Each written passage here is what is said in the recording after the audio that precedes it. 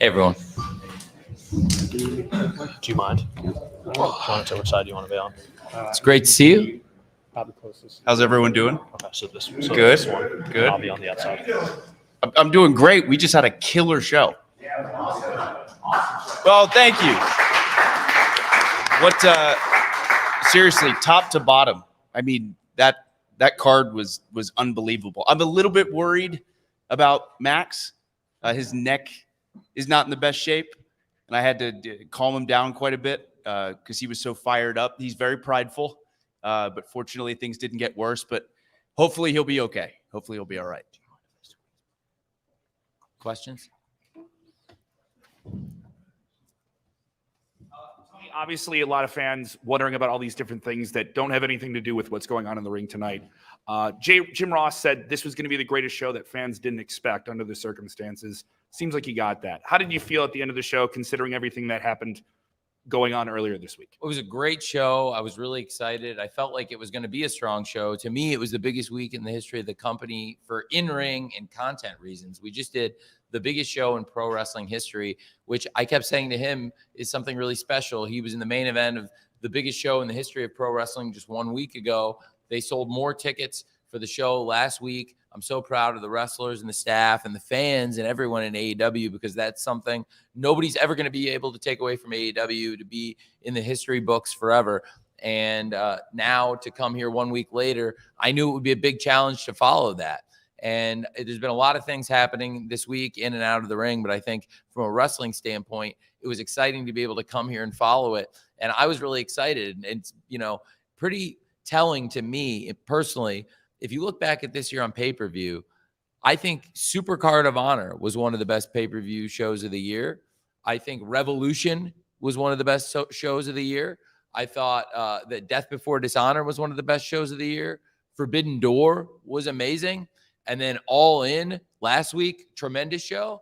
And now All Out, we've come in and delivered. And that's 6 pay-per-views, I would say, already this year that have all been amazing shows. So I think we're having as strong a year on pay-per-view right now as any pro wrestling company ever. And this week is as big a week as any company ever. I can say last week was one of the top AEW pay-per-views of all time, the first ever AEW All In. Not only a huge success as far as being like a box office smash hit, all time, most tickets sold for any show ever. Also one of our biggest pay-per-views ever in at least a year and a half.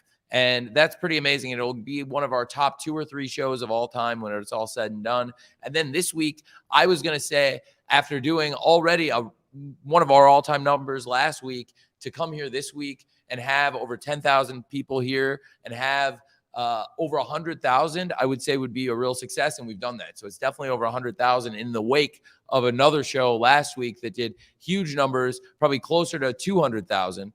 And that's pretty exciting. So this is not only our biggest week for ticket sales by many times over, but also our biggest week for pay-per-view.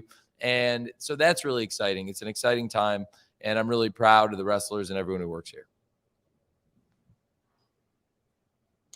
Hi, Adam. Hello. Kimmy Sokol from the Pop Break. Now, you and MJF successfully defended your Ring of Honor Tag Team Championships. Are there any other teams in Ring of Honor that you're looking to defend them against? Oh, gosh. I mean, I hate to give this, I don't want to say generic, maybe standard answer, but I really do mean this. I feel like a lot of people thought the team, me included, of Adam Cole and MJF, there's no way this would work. But now that it's gelled and now that I've gotten to know him as a real friend, I really think at this point we could take on any team, whether that be a team from Ring of Honor, from AEW, anyone all over the world. There's no specific team we're looking at as far as defending these titles against, but I can promise you we're not going to say no to a challenge. So literally any team from Ring of Honor, we're ready to defend these titles and prove that we're one of the best ROH World Tag Team Champions of all time. I know it just started, but I'm feeling really confident about it. Hey, Tony, Mike Shalik here from SC Scoops. Booking back-to-back pay-per-view weeks is extremely ambitious, especially when one of those is Wembley Stadium. Sounds like we're doing it again next year, back-to-back, Wembley and here in Chicago. So is there anything that you learned kind of logistically of planning back-to-back shows? Of course, there's always going to be injuries and other reasons that things fall through, but anything just about the nature of the back-to-back rapid fire of planning shows and anything that you learned that you might apply next year? Well, we've done a lot of great shows, a lot of great events. This was the first time we've done back-to-back pay-per-view weekends. I thought it was a smart move tactically because both weekends were really exciting from a live event real estate perspective. To have Wembley Stadium on the bank holiday weekend in London, it was a really exciting destination event, and it turned out to be one of the greatest gambles ever in pro wrestling, I really believe. To have over $10 million in ticket revenue and to have over 81,000 fans, 81,035 paid fans. Pretty amazing. And it's going to go down in history as one of the greatest moves ever. And then aggressive to keep all out here. But I really believe in what we have here. It's a great Labor Day tradition. There's a lot of people that have been going to the show every year.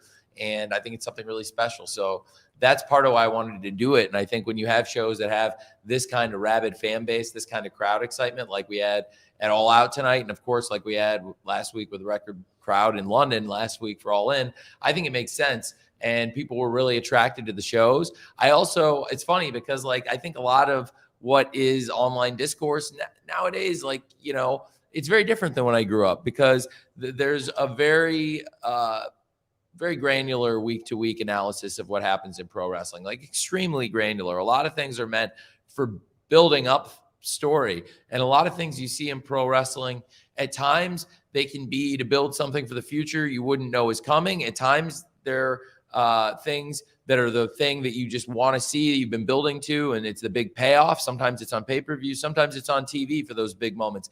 Other times things are what I call maintenance in pro wrestling, things you have to do to build the stories in the show.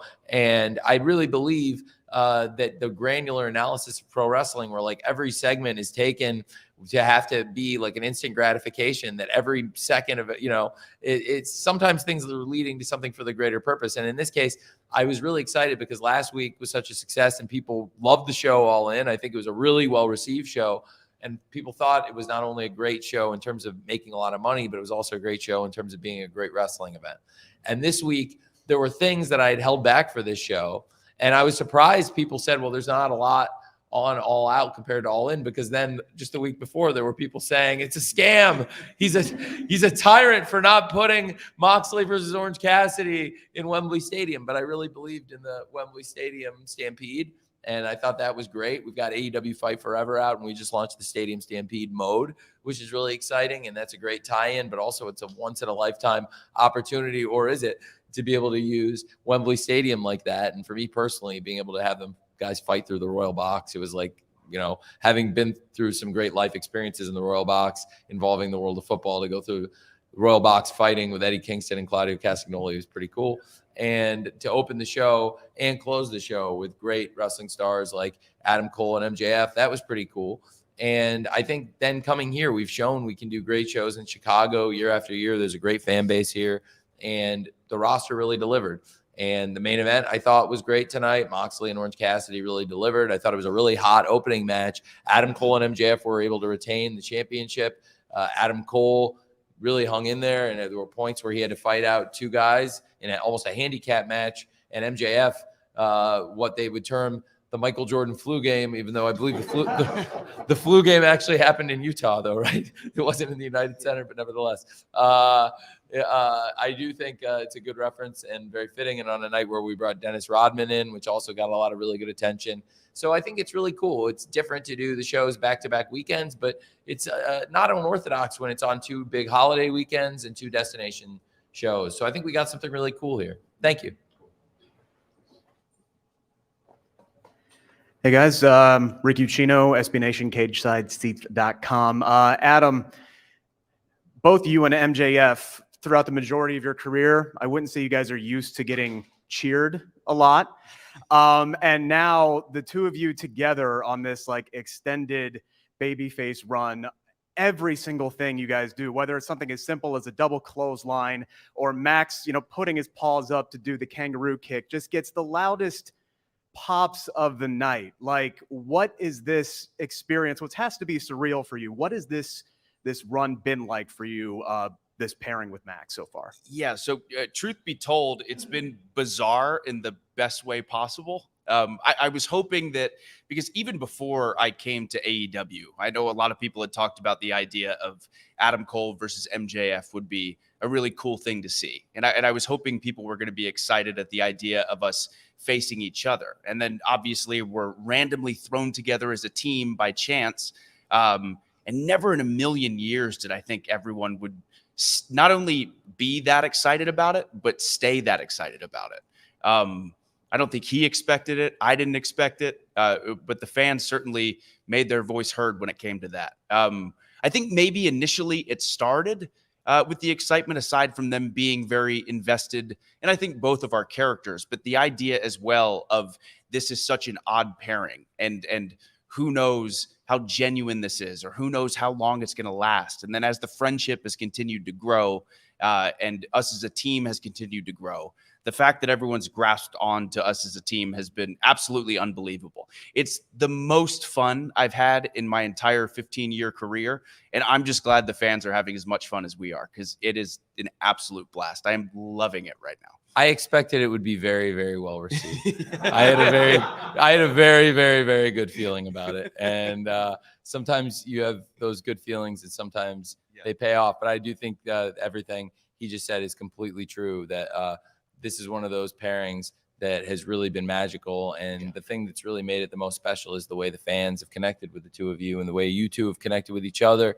The chemistry is real. And sometimes, things backstage in pro wrestling really connect, I think, on TV. And the fact that you two really have bonded so much and become so close here in backstage, when we're backstage, I think it shows on the TV show, and it's really made for some of the most compelling TV. The connection you guys have is real, and the connection you both have with the fans is special. And it's called synergy when the pair is greater than the sum of its parts, because you're two of the top stars in wrestling. And somehow when you go out there together, it's like corporate synergy. It's worth even more. And it's freaking great. Thank you. Thank you so much, Adam. A few more for Cole. Up here. Hey, Dominic D'Angelo inside the ropes. I wanted to ask about MJF. He's been always vocal on Twitter, but he's been a lot more taking bigger stands on Twitter in certain ways. Kind of wanted to get both of your guys' perspective on, is he kind of adopting more of a locker room leader role now that he's been the world champion for a while, and kind of establishing himself as the next top star? Oh yeah, Max is certainly a leader. Max is someone who, again, he eats, sleeps, and breathes pro wrestling for sure. And he's been in a position where he's been with AEW from the very start. He loves AEW with his whole entire heart. And he's so proud of the product that we produce. He's very, very proud of the locker room. So generally, Max is one of those guys who kind of leads by example. He's someone that the entire locker room can look up to in a lot of ways, just based on, again, how passionate he is about the company, and how passionate he is about wanting whatever he's involved in to be the best that it possibly can be. So absolutely, I think he's been an excellent leader. Yeah. Hi guys, Nick Hausman, House of Wrestling. Obviously, it was a big weekend for AEW, a lot of news for a lot of reasons. From your perspective, Adam, what was the vibe like backstage, the attitude of the locker room going into the show without CM Punk? And Tony, just for you, what did you learn from the CM Punk experience, and what would you do differently or institute to make sure a situation like this doesn't happen again? I think is what a lot of fans want to know. So as far as the vibe, the excitement these past few weeks about these events that we've had has not gone unnoticed by anybody. Again, All In happening, Wembley Stadium, 81,035 people, breaking the record highest paid attendance in pro wrestling history. Everyone was jazzed and so excited for that show. This week, coming into tonight, knowing that we had to follow up such a huge event, the locker room was stoked. The locker room was ready to go. They were ready to put on the best show they possibly could.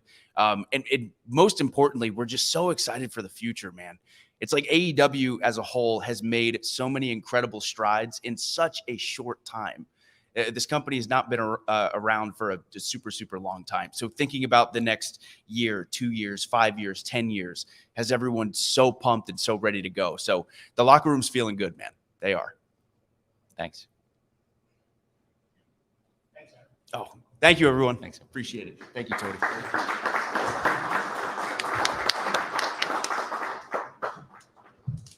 Hey, thanks.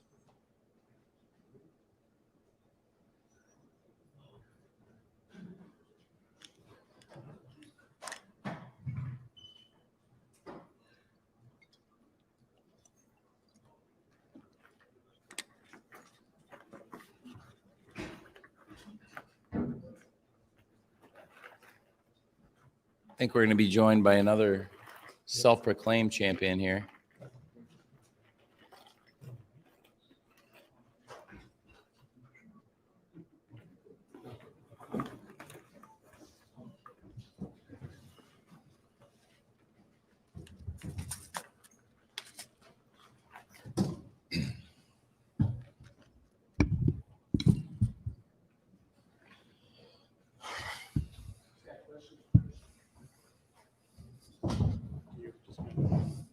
How's everybody's father feeling today?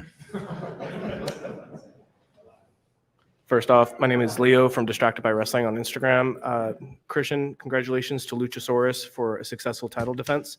My question is actually more for Tony. Tony, what would you say to the fans that feel like they were burned out after All In, the week leading up to that, and also the week leading up to All Out as well? Well, I think we proved that we've got some of the best pro wrestling in the world, and we definitely can sustain doing a record-setting crowd, over 81,000 fans at All In, and then come here. And I think the energy of the roster, the staff, everybody, after traveling overseas and putting on a great Dynamite, a great Rampage, and Collision, and really having some very exciting shows and a lot happening in and out of the ring. I thought everybody came in and delivered one of the best wrestling shows we've ever done. Certainly it was the biggest week in the history of the company. By far the most tickets ever sold, by far the most pay-per-views ever sold, and tremendous all-around fan feedback on both shows. All In was a great show. All Out was a great show. And now you'd have to say, coming out, a successful weekend for a lot of our top stars, including this man who in very unconventional ways has risen, I believe, to the top of the pro wrestling profession yet again, as strong of a performance as ever, time after time after time. You can go ahead and say it, Tony. This title has never meant more than it does right now at this very minute. Thanks to the champion Luchasaurus. I believe the title's standing right in front of me. Hi, my name is Devin Tingle. I'm from the Sports Cubicle. My question is actually for Tony Khan. Sorry, Christian, I do love your work. This question was for my co-host, Mike Mercado. He couldn't be here. His wife decided to break her water tonight. So God bless her. I hope she's okay. God bless her. I hope it goes well. Yeah, I don't know. Yeah, breaking water. That's scary stuff. Let us updates as we go on. We'll be here for a long time, I'm sure, as always. Will do. But my question is for you, Tony. It's no secret your father is the owner of the Jacksonville Jaguars, and there have been talks of the Jaguars wanting to leave Jacksonville. Chicago Bears have been making talks about wanting to leave Chicago. Wait, there's been talk of what? Oh, yeah, the Chicago Bears are considering... What was the thing you said before that? About your father owning the Jaguars, and there's been rumors that the Jaguars want to move. There's no rumor. I don't think that's a valid thing. We've just redeveloped. In fact, we just built the Miller Electric Center, which is, I will say this, and I will give you this. I think going into last year, the Jaguars facilities were not near the top of the NFL. We went from probably not having an elite athletic performance facility in Jacksonville, and now we do. We have the Miller Electric Center. It's awesome. We have new practice facility, coaches' offices, scouting offices, everything. And it's amazing. It's over $100 million in the new facility, and it's really great. I'm very proud of what we've got there. So, no, that's not the case at all. And in Jacksonville, a lot of the great wrestlers are often at the games. A lot of the top pro wrestlers in the world, a lot of the great champions, including this man, reside in Florida and come to the games. So it's a big deal. And we've got something really fun going on in Jacksonville. And if you follow football closely, you know that Jacksonville last year in our home games, we had the best run of home comebacks ever. You couldn't have booked it any better, the Jaguars season last year. Time after time after time, the Jags dug themselves out of holes, whether it was against Baltimore Ravens, Dallas Cowboys, Tennessee Titans. and against the Chargers in the playoffs, went down 27-0, came back and won one of the all-time greatest football games of all time. And it was one of the great seasons in the history of the Jaguars. So there's a lot of great stuff happening in Jacksonville, Florida with the Jacksonville Jaguars. Thank you.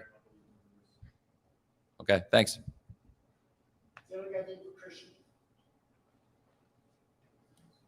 Hi, Tony. Hi, Christian. Iridian Fierro from Fightful. Christian, your pairing with Luchasaurus has been a fun one. How has it been working with Luchasaurus, and have you enjoyed your time as champion or co-champion, as you could say? Well, I think tonight proved the point when I said that the match was going to be a massacre, that it wasn't even going to be close. And I do believe that Luchasaurus proved that we are dominant as the TNT champion. He's a great pupil. He's a great disciple. And I'll go out on a limb and say it. I wouldn't be where I am without him.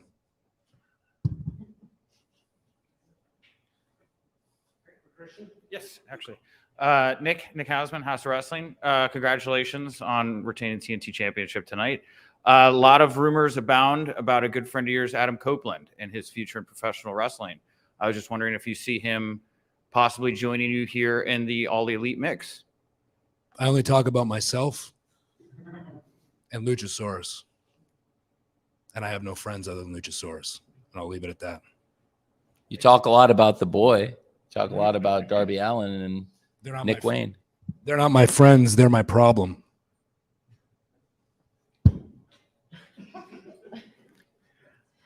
Hey, Christian, Rick Ucchino, SB Nation Cage Side Seats. I want to go back to something you said a few minutes ago where you spoke about that TNT title never being more relevant than it is right now. You have seemed to have made this a really personal mission of yours to make that championship the most prestigious thing in all of AEW and all professional wrestling. Why is this so important to you? I like gold. I think gold defines a person, defines a man, especially in this sport. And I think that no matter what title I hold, it immediately becomes the most prestigious title. In fact, we may end up calling this the TNT World Championship by the time I'm done with it. Last question for Christian. Here we go. Questions, Christian, so you just spoke and said you possibly want to turn that into the TNT World Championship by the time frame, but is there any other goal that you have your sights on? Of course, I'm always looking to add to my collection. I'm an avid watch collector. I only collect the most expensive timepieces. I only collect the most important and beautiful title belts. I think Christian Cage is doing some of the best wrestling, some of the best work of his entire career. I'm very grateful to have him in AEW. Thank you for joining us tonight for AEW All Out, and you're a big part of AEW All In and AEW All Out. One of the biggest weeks ever in pro wrestling, certainly the biggest week ever in AEW's history. When you arrived in AEW, I said, this is going to be a huge signing. In 2021 ended up being a big year, a transformational year for AEW, and your arrival was a huge part of that. So thank you very much for joining us. Weren't people, and maybe might even have been some of you people, that said that I wasn't worth the hype? I think I proved you all wrong now, didn't I? I know I proved Tony Khan right, because he just re-signed me to a big fat contract. He opened the vault for me, and I deserve every single penny that I got.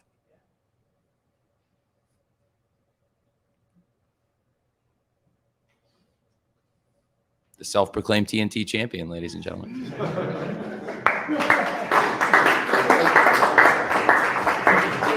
Is that it? We're done? Good.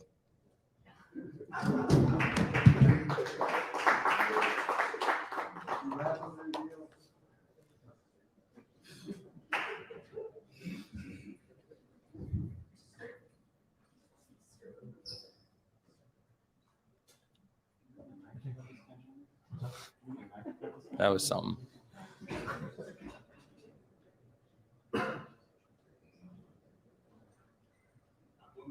Great. Well, thank you, everybody. We'll just be I'm going to be joined by a few more of our top stars here. I really appreciate everybody being here. It's a like I said, it's been a crazy week for us. Wow, took his advice very literally, I think.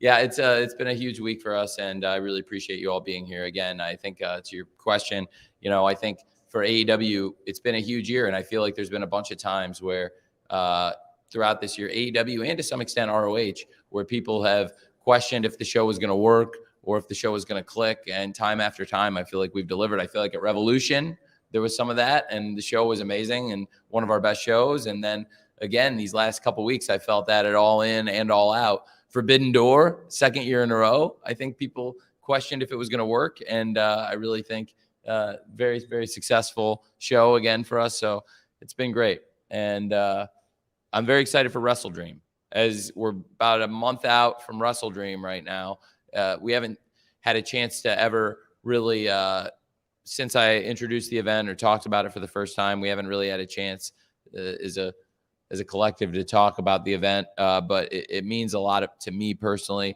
Last year when Antonio Inoki passed away, I was in a hotel room, as I often am, and on the road. And I remember thinking to myself, mark this date down and start planning ahead and start thinking ahead.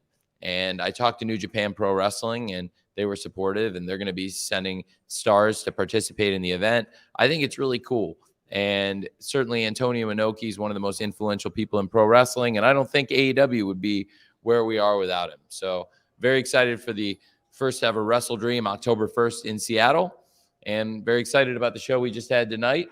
I've got some more of the top stars in AEW here to join us. And here, after retaining her TBS championship earlier tonight, she's on a great run, ladies and gentlemen. She was in a great 6-woman tag on Dynamite and Collision, ladies and gentlemen, Chris Statlander.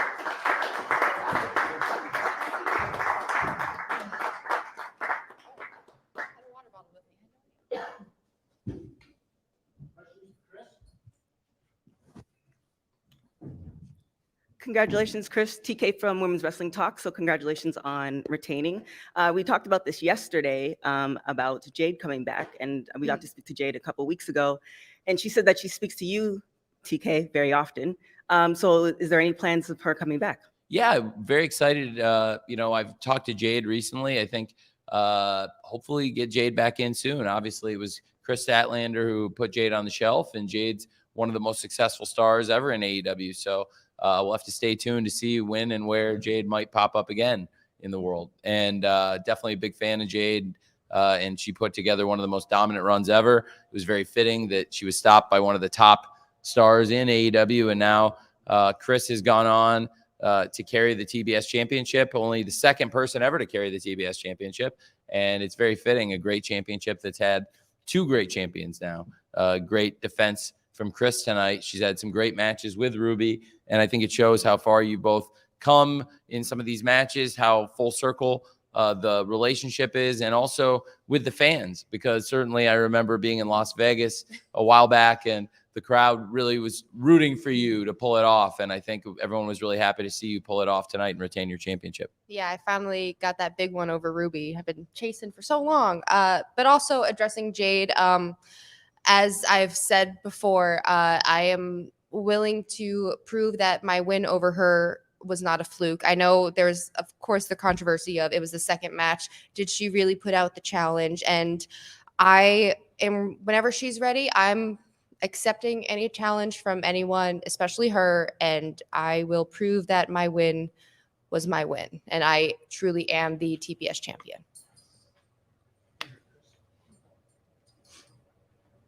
Emily May with WrestlingNews.co. So congratulations, Chris, on retaining tonight.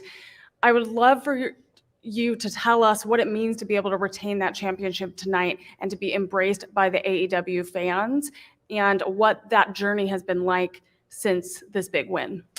It's always such a special feeling to, one, just be a part of such a big event such as All Out. I remember the last All Out that I was a part of, it was me versus Britt for the AEW Women's Championship here.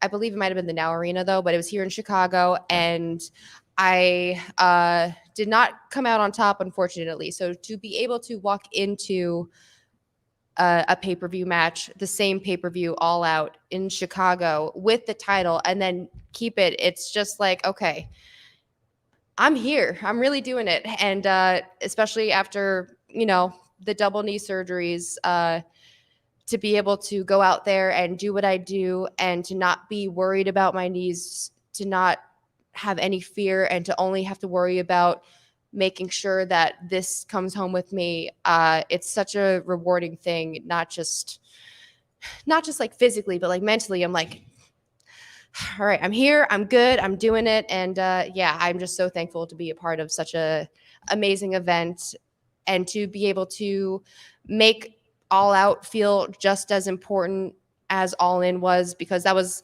it was a monumental thing. So I know there was a lot of people being like, oh, maybe this might not be the same, but I think all of us that were on the pay-per-view tonight stepped up and we're like, we're putting on a freaking show for you guys. Don't even worry about it. So it's always just, it means a lot to me to be able to be one of these people to step up whenever I'm needed to. Hey, Chris, Mike Shallett from SC Scoops. We're a few months into your current run. You're back for a few months. Only had a few matches since then. So do you feel like you're fully back in terms of like in the groove of getting all your reps in and feeling like you're are you feeling like you're at peak form, or you feel like you're still kind of getting your sea legs under you? And just a two-part question. Do you feel the need at all to kind of modify your ring style, having come back from a few big injuries? So, okay. So I think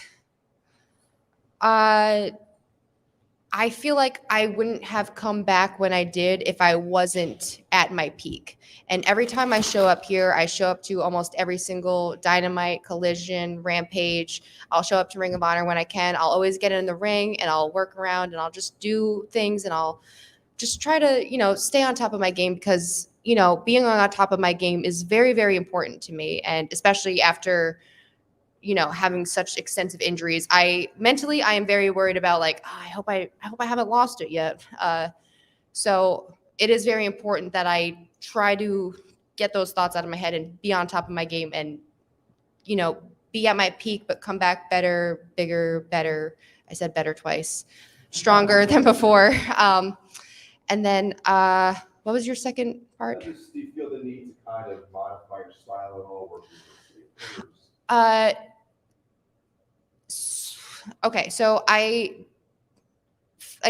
would not have come back if I couldn't do everything that I did before. And I know we see me do the tombstone, we see me do the 450, and I know people worry about me, but I would not be back doing what I do if I wasn't ready to.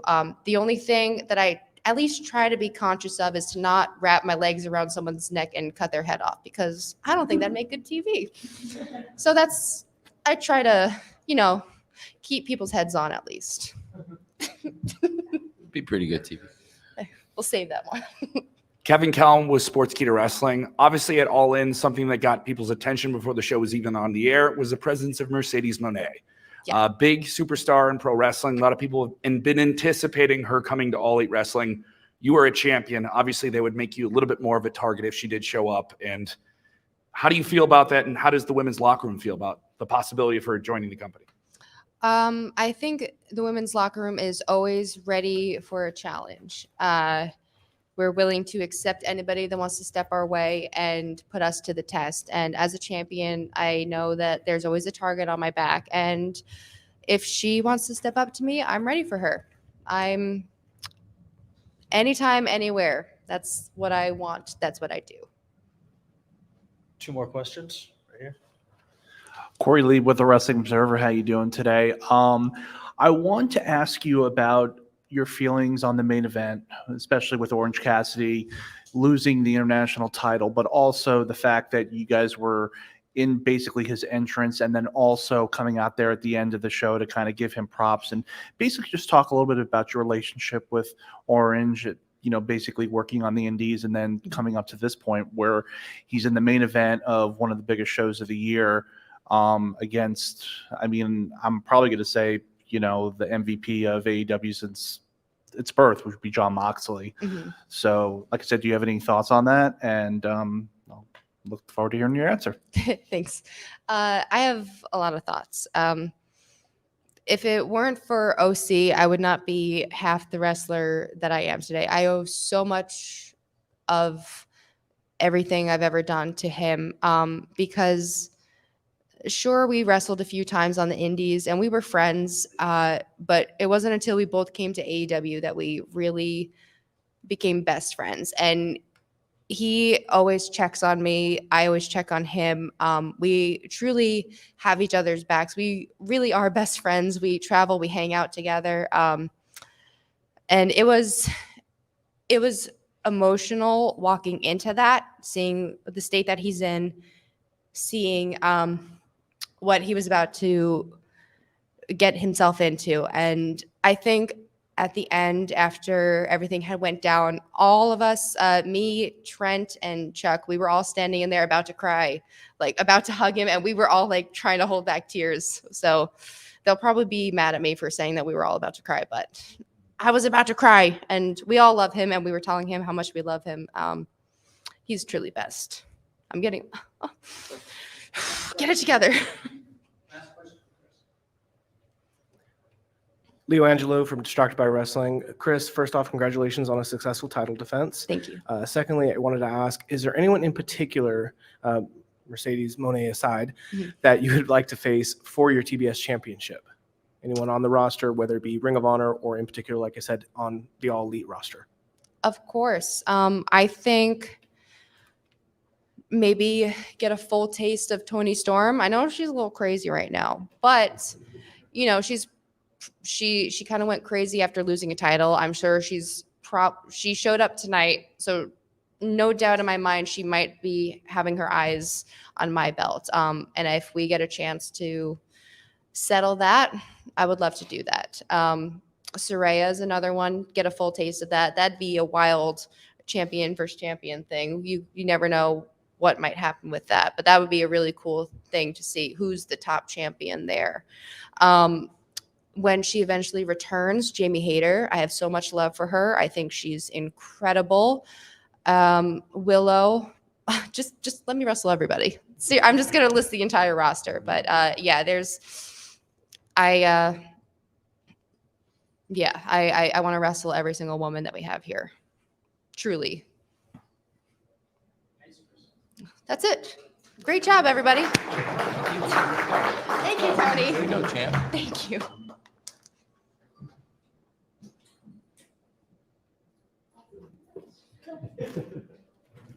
And we have one more great winner from tonight's pay-per-view to join us. It's great match in a no DQ strap match. Ladies and gentlemen, the American Dragon, Bryan Danielson.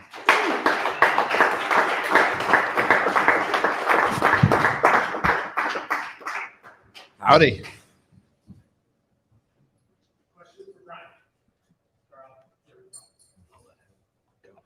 Nick Hausman, House of Wrestling.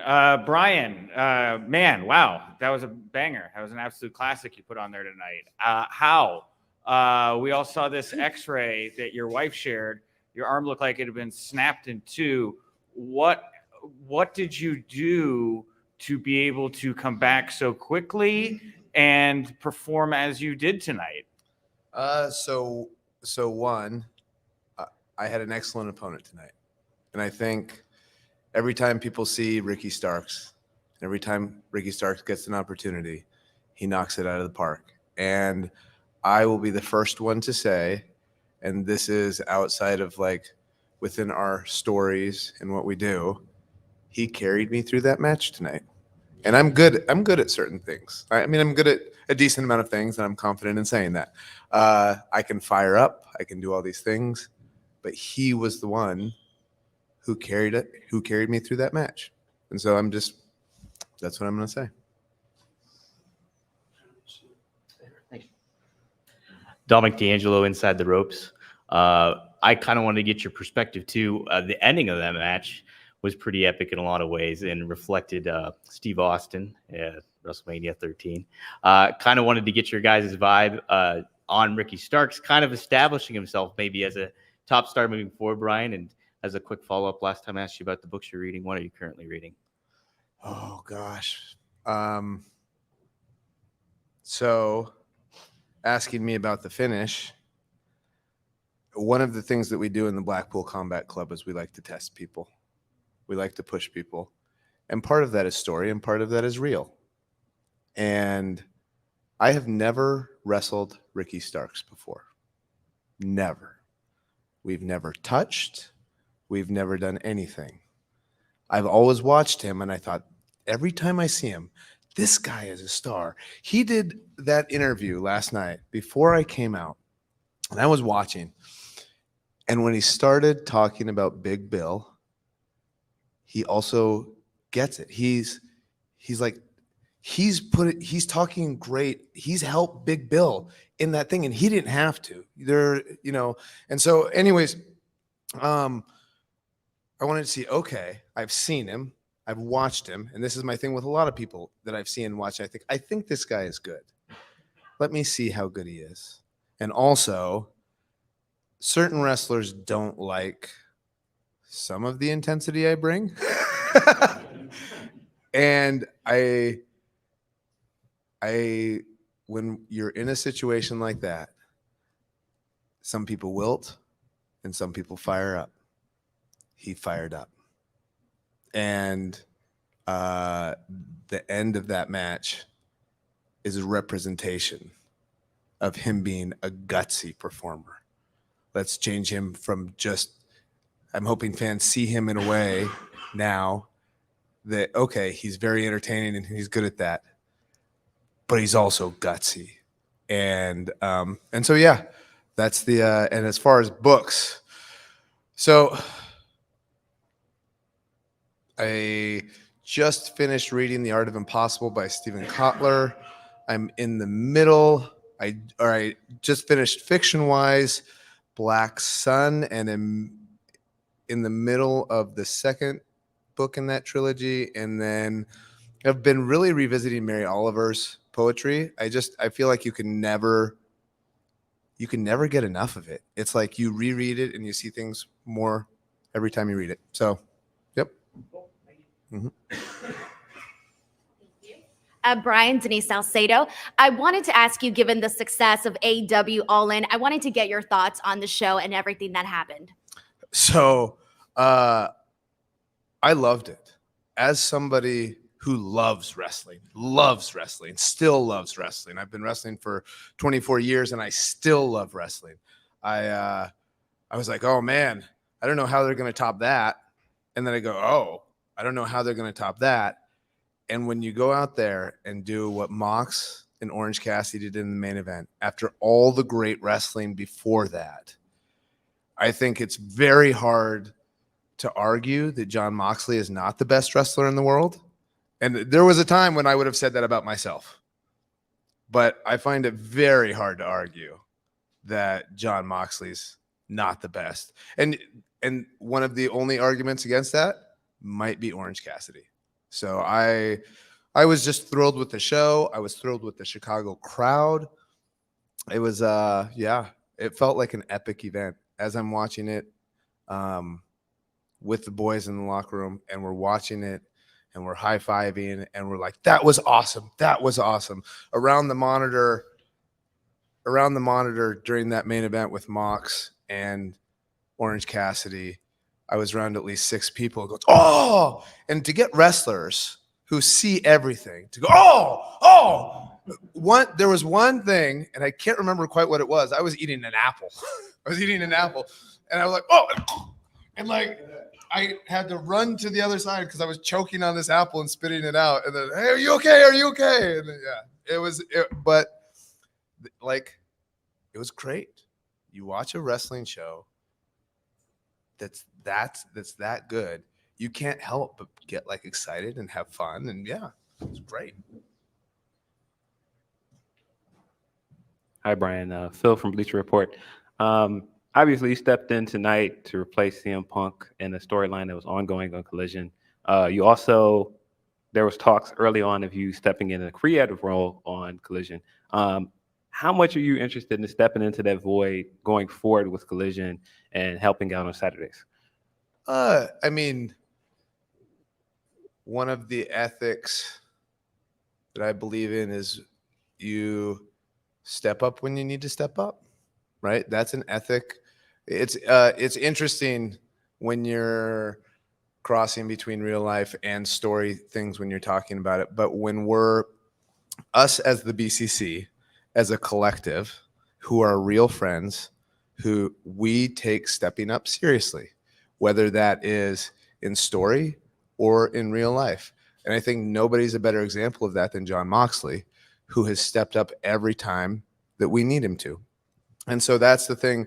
I just see it as kind of a way of life for us, as far as, hey, if you need us, if there's something that needs to happen, I'll say, hey, Tony, I can do this. Or Mox will say, I can do this. There is nothing that if Tony needs that we won't do for him, right? And that goes with creative, that goes with doing a match tonight, that goes with anything, anything like that.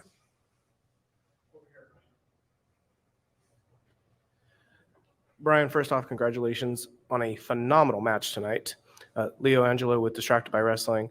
And I had a question. So where do we see the BCC go from here? Because after last night at Collision, you came out to a thunderous applause and a round of cheers. And whereas lately the BCC has been showing very, crazy tactics. Mm-hmm. So where would you say with you returning, you do fall into place along with their antics? Oh, I mean, I like to think that we can straddle the line between anything. I didn't wrestle necessarily today like a good guy.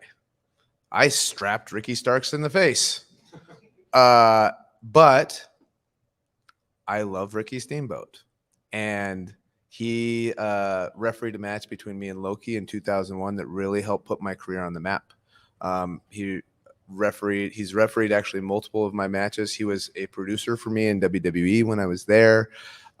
He is just a legendary figure in professional wrestling who continues to give and give and give.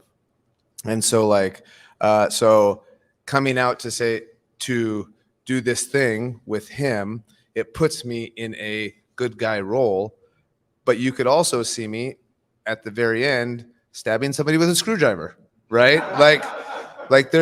There's nothing that's, Bryan Danielson wouldn't do that.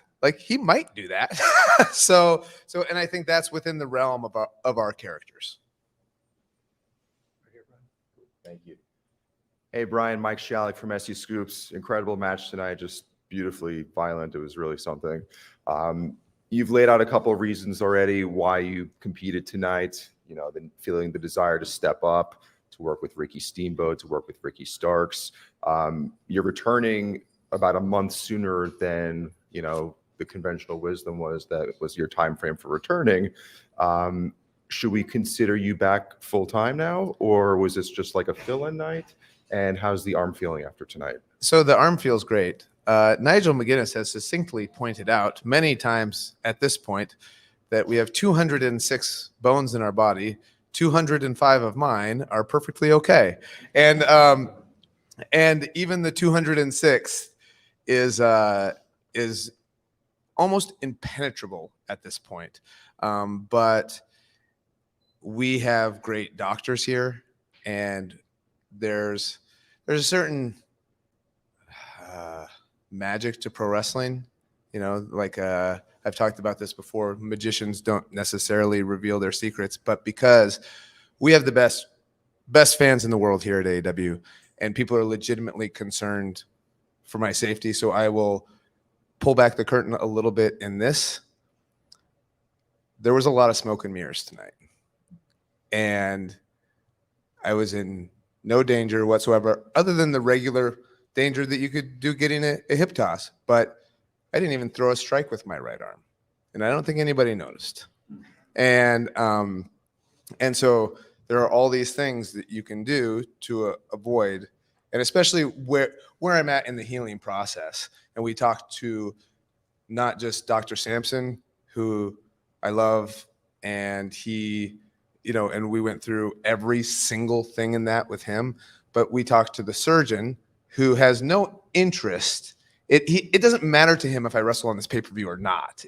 Like he's just giving us his recommendation and to say like, hey, can I do this? What do you think about this? And so all of that was talked through with doctors. So it was like, I felt very comfortable doing it. The company felt very comfortable doing it. Our doctors, outside doctors, felt very comfortable with us doing it. And yeah, here I am, and feel great.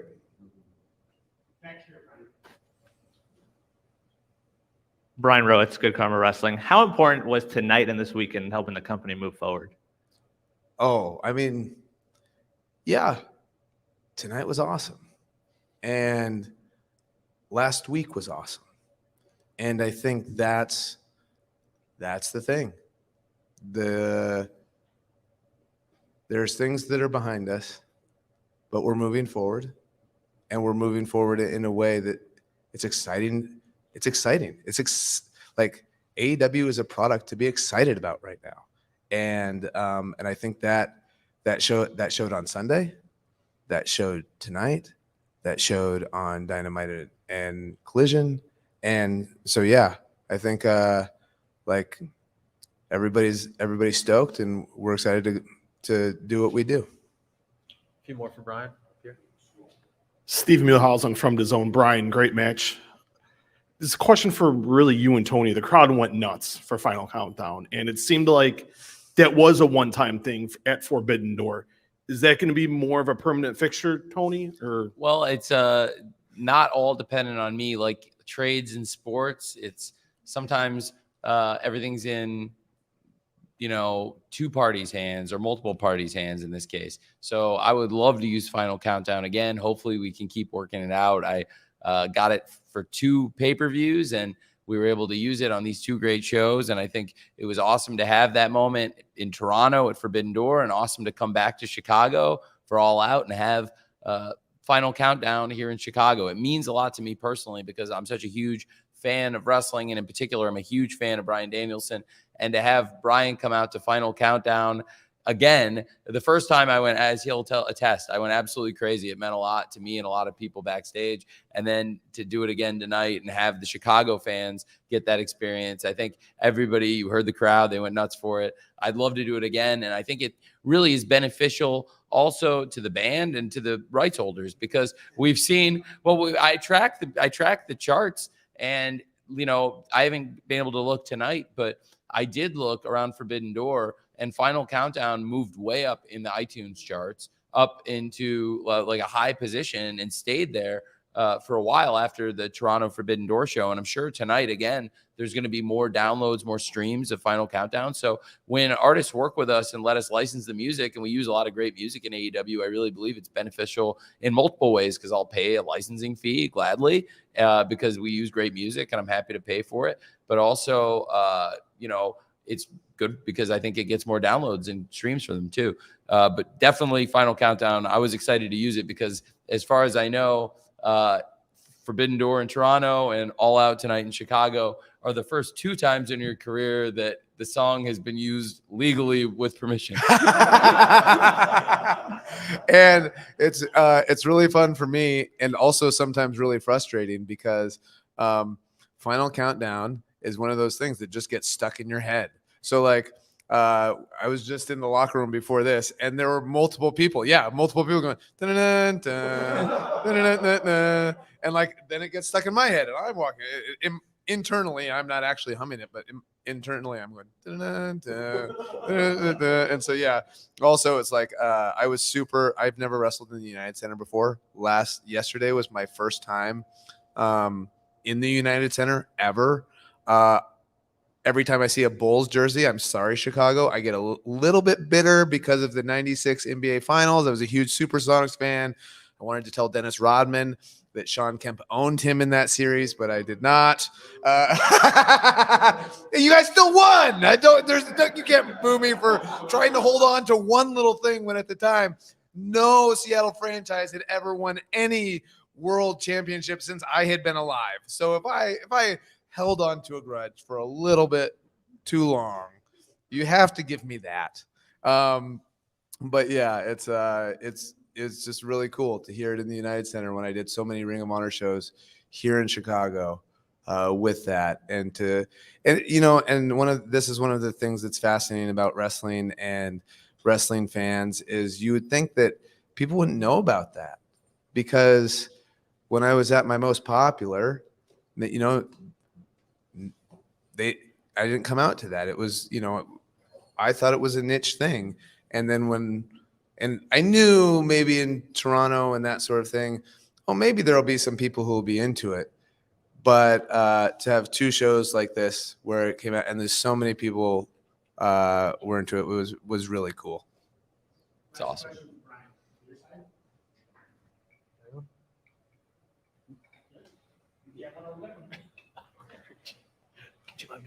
Sorry. Hi, Brandon Thurston, WrestleNomics. Recently in an interview, Tony said that if anything ever happens to him, there's one person to hand all the responsibility over to, and that was you. That would be a lot of responsibility, Brian. Oh. Nobody wants that. Believe me, nobody Yeah. wants my job. Nobody wants my job. He's seen it, a lot of it up close.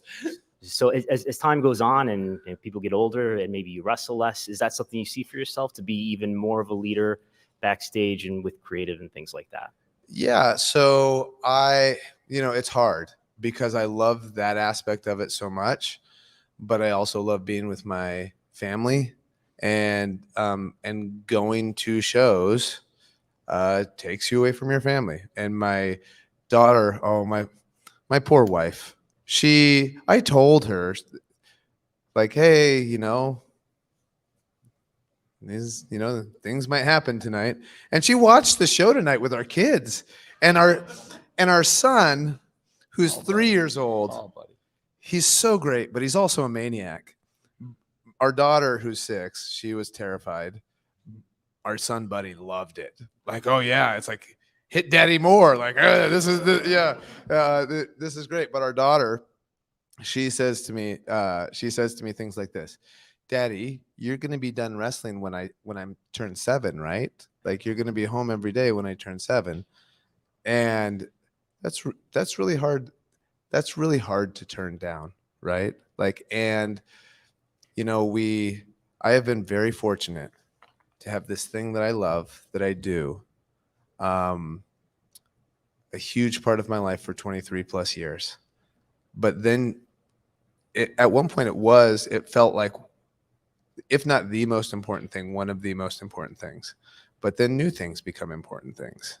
And seeing my kids do the things that they love to do and being there for them, and also being there for my wife, because if any of you are parents or single parents, single parenting is hard, like regardless of what you do. And so all of that to say, I've got a lot of thinking to do. It's not like all of that to say is that's not a no. It's a, how do I make this work while still keeping the meaningful things in my life, like the things that I find to be important, putting them as the top priority. So that's really, if you can figure that out, if you can figure out this little jigsaw puzzle or whatever it is of how to balance running a wrestling company with with 2 kids and being able to go to their soccer games or going to go to my daughter's dance recitals or going to any of that kind of stuff. I mean, those are just puzzles to figure out, or sometimes, the pieces don't fit, and then I've had a good run and it might be time to move on. You know what I mean? So I'm also not planning to get hit by a bus but you never know. And seriously, I told my dad, you never know. But if anything did happen to me, that would be the person I think who could do the most for you and everybody respects. And I think everyone knows is one of the smartest people in wrestling and one of the most respected. Definitely for me, I hope as we go into these coming weeks, it feels like maybe working on Saturdays might be good for your work-life balance too. Yes, absolutely. And then also to say that professional wrestling has given me so much, and AEW and Tony have given me so much. And if for whatever reason, even if it's not him getting hit by a bus, if I could step in and help during a time of need, I would probably do it, because that's this place is, I love pro wrestling, like I mentioned before. This place is so good for professional wrestling. The fact that this exists, and the fact that Tony started this, has made all of us within the professional wrestling lives, or within the professional wrestling world, it has made all of our lives better. And it's given talent more options when there weren't options before. It gives the fans of professional wrestling different things to watch and different styles to watch. There's a difference between watching Dynamite and watching Collision. So even within AEW, it's giving you different flavors. And so I hesitate to think what it would be like if Tony had never started AEW. It's kind of weird to think about it, because we lived in that realm with no WCW and no like real major secondary promotion until Tony started AEW. We lived in that realm for, what was that? Because it was 2001, so 18, 19 years, right? And it was really like in the last couple of years, first of all, our pay-per-view numbers have really consistently, from the very beginning of AEW, been far ahead of the pay-per-view numbers WCW put up in the last few years. So really the 90s would be the last time there was that kind of legitimate challenger brand in pro wrestling. I call it a challenger brand. And what's really cool is there was a time that WCW rose to be more than a challenger brand. They were an industry leader. And in major markets, WCW was the number one. And there were business metrics where WCW 96, 97, 98 was the number one wrestling company in the world. And it's really exciting for us because, you know, like you talked about, when we launched as a challenger promotion, that's what we aim to be. But now there's markets. There's really important parts of the pro wrestling business where AEW is number one. We've sold the most tickets of any wrestling show ever. Sold the most tickets of any wrestling show ever. Who would have thought that 5 years ago, right? And it's just incredible. And it's not just giving wrestlers more options from an employment perspective.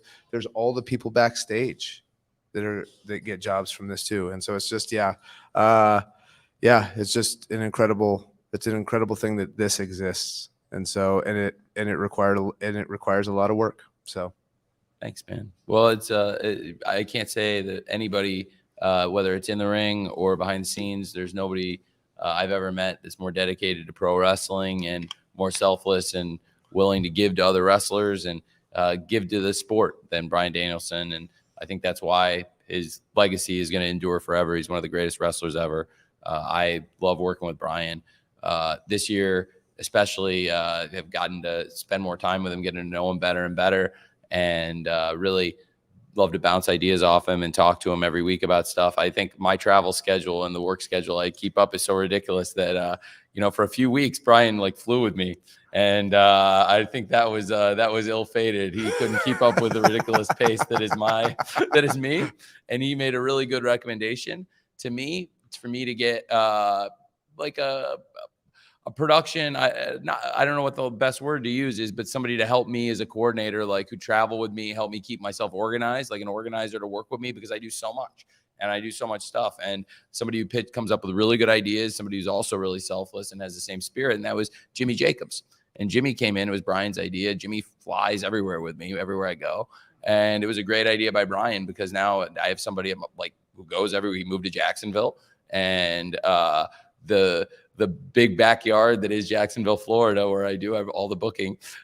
He's, to have somebody I can fly in and out of every show with. It's really great. It was a great suggestion for Bryan. And I think it probably helped you get back to the good work-life balance for you, where you don't have to fly everywhere with me every but I think it's been really good this year because we added Collision. So going from 3 hours a week of wrestling television to 5 hours is a major, major leap. And now we've been doing more events. Last year, we stepped it up. We had done 4 pay-per-views the year before. And last year we added Forbidden Door. That was a huge success, biggest debut of any of the events. But somebody who was supposed to be a huge part of the event was Brian. So it really meant a lot to me this year to be able to have Brian involved in Forbidden Door, have the show be even bigger, sell more tickets, sell more pay-per-views, and have Brian in the main event versus Okada to see who the greatest wrestler of all is. And Brian. And then we just find out it's John Moxley. And then tonight, the international title, and that's a great segue for what's going on in AEW. John Moxley knocked it out of the park for us again, and John Moxley, the most decorated star ever in AEW, the 3-time world champion, and now the international champion. And I think it's really cool. The international title was established by Pac, who's one of AEW's great wrestlers, and like Brian, it's somebody along with Brian and Jamie Hayter, great stars of AEW. I really was hoping Pac also would be wrestling at Wembley Stadium. Pac's the first ever champion, first person ever to hold that title. He was actually the double champion, also held the World Trios Championship. And he established the title, defended it around the world, and really made it and helped set the grounds for what became this great international title. And then there's Orange Cassidy. I think, like you said, if there's somebody else who's also in the conversation, there's John Moxley, there's a lot of great wrestlers in the world, a lot of people on top. Orange Cassidy this year has had such an amazing year. And I know you've said it here in front of the media, a lot of these same people, and just in the scrum in general and backstage. And definitely so many people feel that way, that Orange Cassidy's been a top person for AEW this year and in the world of wrestling. I think he really did so much then for the international championship. I thought it was very fitting that he won the championship from Pac, which was, a match I really believe strongly in, to have the title change hands in Canada, first international title change, fittingly enough. And Pac Orange Cassidy is a great rivalry in and of itself. It's a trivia question. I believe it's the only match in AEW ever to be watched over 40 million times. The Orange Cassidy Pac match has 40 million views online. And when you throw the pay-per-views in, over 40 million people have seen it. That's pretty crazy. So that rivalry started here. That was actually Orange Cassidy's first ever match. And I imagine a lot of you were there at Revolution 2020 when he debuted, and the crowd has been behind him from the beginning. But to see how far it's come, I really thought that the championship, international championship specifically, I thought that the international championship has become one of the most prestigious championships in wrestling, largely due to what Orange Cassidy's been doing week after week after week on TV, on all the different shows. And we've seen him on different nights of the week coming in, whether it was Wednesday, Friday, Saturday, having great matches and multiple pay-per-views time after time. Nearly a year he's been the champion. And I thought that he made the championship with his hard work such a prestigious championship that one of the biggest stars in wrestling, John Moxley, would covet that championship, that John Moxley would want to chase that championship. And we did All In last week. And as I was saying before Brian came in, a lot of people thought that maybe would have been on the All In card, but the All In card was huge. It was the biggest thing we've ever done, and people were thrilled. It was like a rave review show on every level, the spectacle, the ticket sales, the record business, and also just a great wrestling show. And it was important then to come here and be able to deliver for Chicago, be able to deliver for All Out, and say, now we've set a precedent that we do All In, we do All Out. And people wonder, how are they going to follow All In? Well, we save big matches, but we still can do something great at Wembley Stadium and come back to Chicago. So it's unconventional, as we were asked before. Is it unconventional to run Wembley Stadium and then come run the United Center and do back-to-back pay-per-views? Maybe it's unconventional, but we delivered. And I think when you have a roster this deep, it shows that we can do it. And like you said, John Moxley in the main event delivered, showed why he's maybe the best wrestler in the world and why the international title is one of the top championships in all of wrestling, maybe the number one title, certainly the title that's gained the most ground in all of pro wrestling this year, and I would say in a really long time. Thanks, Brian. Thank you, guys. And as usual, and especially with what has transpired over the week, thank you all for being so professional with us and asking us great questions and just being excellent in general. So thank you very much. Have a great night, guys. Thanks, Brian. Really appreciate it. Whoa! Imagine I do that. Imagine I do that strap match and then I get hurt walking off a stage. That would be my life.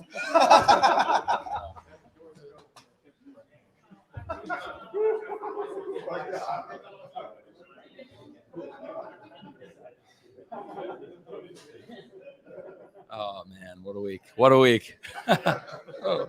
I have to say, so before I'll gladly stay and take lots of questions on a wrestling level. I have to say I'm really excited because it's hard when you add content and try and build the company. And I really believe AEW has grown in it. Now you can't deny it because, like I said, we went from 3 hours of TV to 5 hours of TV. We're still delivering great shows week after week, and the pay-per-views have been better this year than ever before. So as far as the locker room, I really believe the AEW wrestlers stepped up this past week, and they put on a lot of miles. There's a lot of people on this show who are also in London, and a lot of people, you know, everybody traveled overseas to get to London. I mean, there's really none of the people that wrestled on the show were there already, except, well, I guess Will Ospreay. I got to give him that. But even he, I think, was traveling from Japan. And to have a crew that worked that hard, traveled, and then came here and put on another pay-per-view that was arguably the show of the year, I'm really proud of it. And I think, again, this year, when you look at the pay-per-views we've delivered across AEW and Ring of Honor, it's hard for any wrestling company in the world to say they've done better major events than AEW Revolution, Ring of Honor Supercard of Honor, Ring of Honor Death Before Dishonor, Forbidden Door, and now just a week apart, All In and All Out. And for AEW, a historic year, something different than not only anything we've ever done, but any wrestling company's ever done. I just can't put enough emphasis on. We sold the most tickets of any show ever. That's really important. So it's important that I mention it. And for us to follow up this week, it was really important because I think now we've set a precedent that people know All Out's going to deliver, because there were a lot of questions what this was going to be and how this was going to work. And to the question I got earlier, there were a lot of questions about how this was going to work out tactically. So everybody's really delivered under really high pressure circumstances. The staff and the wrestlers really had a great week here.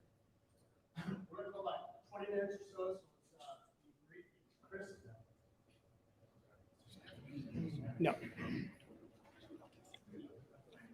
I got Jim.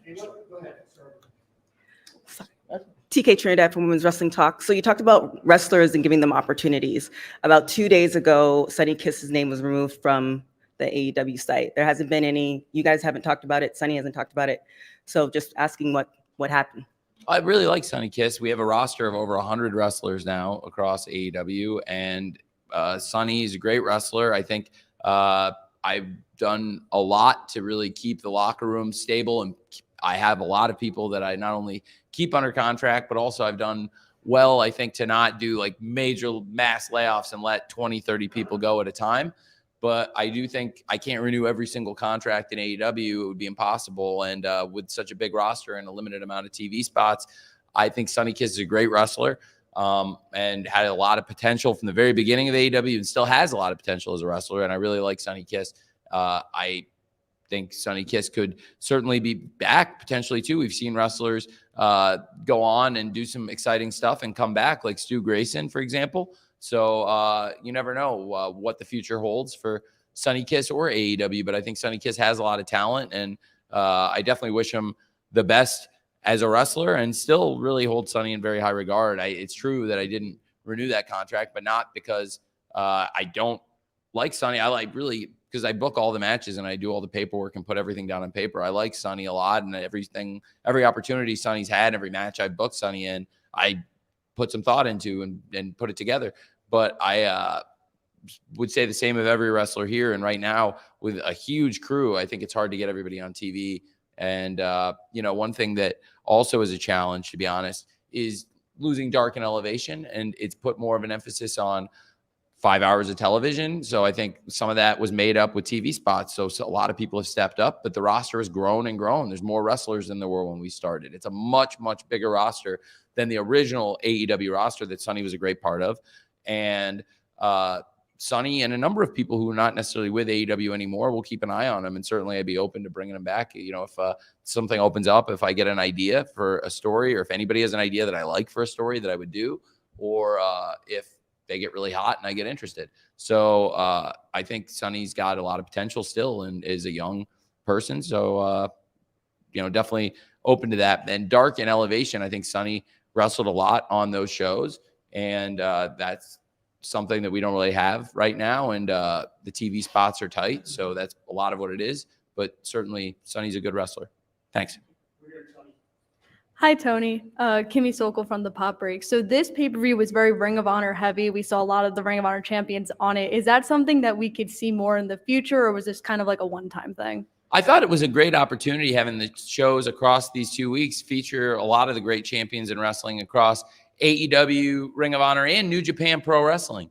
And that was what we did. And so there were a lot of great stars featured across this past week on All In and All Out. And tonight, a lot of the Ring of Honor champions competed. We saw some of that last week too, but even more so tonight. And the Ring of Honor roster right now is so strong with great champions. When you've got a world champion like Claudio Castagnoli, who was in a great match tonight, and a great world TV champion like Samoa Joe, who's been dominant. He right now has one of the longest reigns in the history of the ROH World TV title. He's chasing the longest reign ever. And if you look at Samoa Joe's reign, there's a lot of really good matches and really good opponents since Samoa Joe arrived. And pretty quickly after his arrival, he won the World TV title. He's defended it a lot of times against some of the top stars. And Samoa Joe's one of the top stars in wrestling. I thought it was fascinating what happened, the confrontation with Samoa Joe and MJF on this pay-per-view. It was a really exciting way to get the show going. It was a really hot start to the pay-per-view to have those two going at it after the very first match. So those are big stars. And speaking of Ring of Honor, that's another Ring of Honor champion, the Ring of Honor World Tag Team Champions, MJF and Adam Cole. MJF, the top star and the #1 champion, the AEW World Champion, to have the AEW World Champion holding the Ring of Honor World Tag Team Championship, I think is a really big deal. And then to have the AEW, really, I have to say, not only the AEW champion, but also one of the most popular stars in wrestling right now, MJF, and to have another one of the most popular stars in wrestling, Adam Cole, teaming up. And Adam Cole has so much great history in Ring of Honor. Adam Cole's held every championship in ROH pretty much now, and he's probably the most decorated star ever in ROH. So it's a great group of wrestlers. And then also Athena, I really wanted to feature tonight. She's been doing some great work with Billy Starks. I thought about getting Billy Starks in. Billy Starks wasn't cleared. And I found that out yesterday. So I changed around some of the stuff I was thinking about, but I still thought it was great to get a lot of the top stars, 6 of the great women in AEW, including some great champions featured on the card. And of course, the Ring of Honor World 6-Man champions were a big part of the over budget charity battle royal. And it was great to see the money going to a good cause, because if somebody from the Mogul Embassy had won, I think Prince Nana had said it probably was not going to go to a very good cause. And so I thought that was a lot of fun. So Ring of Honor's got some great wrestlers right now, great champions. And with MJF and Adam Cole winning the World Tag Team Championship last week, that's pretty massive. You have some of the top stars, in addition to Claudio, Samoa Joe, Athena, so many other great wrestlers holding these championships. And then there's one of the great legends who we saw tonight, and somebody it means a lot to everybody in the locker room and me personally every time he steps in here, and that's Katsuyori Shibata, the Ring of Honor Pure Champion. He's a great legend, and we love featuring him anytime we can. It's a really big deal to have Shibata wrestling here. It's a big deal to have Shibata wrestling at all. It's a big deal anytime Shibata steps in the ring, because nobody ever thought it was going to happen again. And now he's part of the roster. He's a full-time wrestler in Ring of Honor. He's a great champion. Think about all the great matches Shibata's had in this past year in America with us. He's part of our roster. It's really cool. Shibata's in our locker room, and that's one of the exciting things happening. So ROH has this great group of champions. So, of course, you want to feature them, but AEW is the biggest platform in all of wrestling. We proved it over this past week, and it's great to have so many great champions we can rely on. AEW bringing people in from New Japan and other companies, and, of course, Ring of Honor is right here close to home. Thanks. Hey, Tony. You go next. Well, sure. Yeah. So last night we saw the Young Bucks on Collision for the first time. In light of recent shakeups, do you anticipate, I know we don't have like a firm split between the two shows in terms of the rosters, but do you anticipate maybe easing the borders and having more crossovers? Do you anticipate maybe sending a big name over to Saturday nights? Well, I think one change? thing I'm interested in, Bryan Danielson, like he said, I think Saturdays are probably more conducive to Bryan's life and his personal life. So it's a good question. I think that's one thing we could keep in mind. Bryan going to Collision, really, this is the first time Bryan's been cleared to go over and do anything in a while since Forbidden Doors. So that was pretty cool, because Collision was really just getting off the ground. We were just starting the show when Bryan got injured. And definitely that is somebody that you could see there more often. I think there's a lot of wrestlers that you could see on either show. For example, Darby Allin and Christian Cage have been straddling the line. In particular, Darby Allin we've seen all over the place. I think a lot of the top stars have been appearing one place or the other, but certainly both shows have a separate identity, a feel. There are some people you might see in one place more than others. Sometimes that's because it's maybe a more convenient night for them in their life, but also sometimes it's more just the different feel of the show. And I think somebody's more conducive one way or the other. But we've got something really great going. I thought it was a great episode of Collision last night. And I'm very, very excited about what we've got, now with 5 hours of TV. So it's cool because we've been able to launch another show, make it feel different, and create a cool identity for it. But I think there's a lot of wrestlers that would fit great with what we're doing on Collision, and a lot of people that have really been hitting out of the park. I think it was great. Dax and Jay White had a great main event last night. I thought that was an awesome main event match, a real long, classic, hard-hitting match. Christian Cage and Darby Allin had a great main event a few weeks ago, and there's been so many great main events with all the people on the show, and I think we can hopefully keep that going for a long time. Thanks. John Muse, Wrestling Observer. How you doing? Great show tonight. Are there any business notes you can share, like gate, attendance, early read on the pay-per-view buy rate, anything like that? Well, I know it was over 100,000, they told me, which was like my goal, because I was like, if we can do closer to 200,000 last week and come back and hit 100,000 and do, probably close to 300,000 pay-per-view buys in 1 week, that's by far the most in the history of the company in 1 week. Break all of our ticket sales records. I think we've sold probably around, I think about 100,000 tickets this week, which is pretty amazing across the shows. So that's by far a record for us. And it was about 10,000 tickets tonight. And I don't have the exact numbers, but I know we had about 10,000. And the gate, I think, was probably $800,000. Really, really strong gate, really big. And I maybe a little more. And but again, to have a week where probably about $11 million and over $11 million in ticket sales, I guess, and over 100,000 fans is pretty cool, and definitely the biggest week in our history. But I think it's also something I believe is sustainable. And if you can do something like that every year across this week, wow, we built something really special. So people wondered what success would look like tonight, and to me, that's it. I mean, if you can do close to 10,000 and sell over 100,000 on pay-per-view, and come in somewhere close to that, over $750,000 $1 million gate range, that's a big deal. And people wondered what All Out was going to be. We set a great precedent, because now if we're doing All In every year and All Out, I think people know we're going to deliver a great All Out.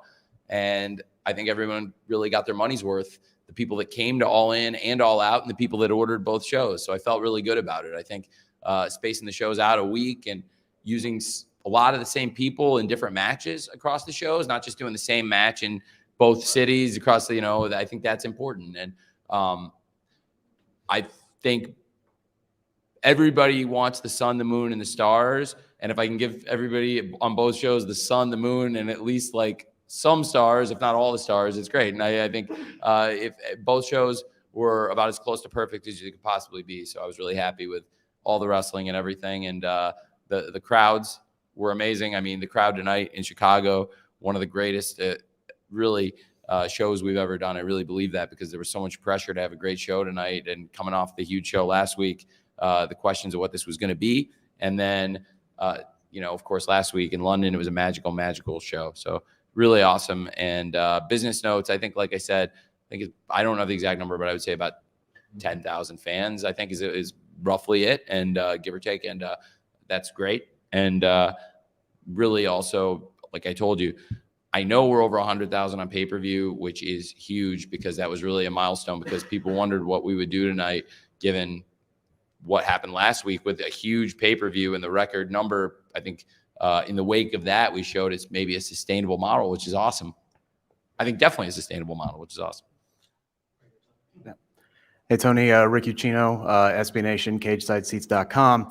I think last year at All Out, the crowd in Chicago kind of launched Scissor Me Daddy into the atmosphere. And tonight we saw the birth of the meat division between Miro. I said that myself. Yeah. I said that myself when they came back, that it felt like it was that at All Out last year.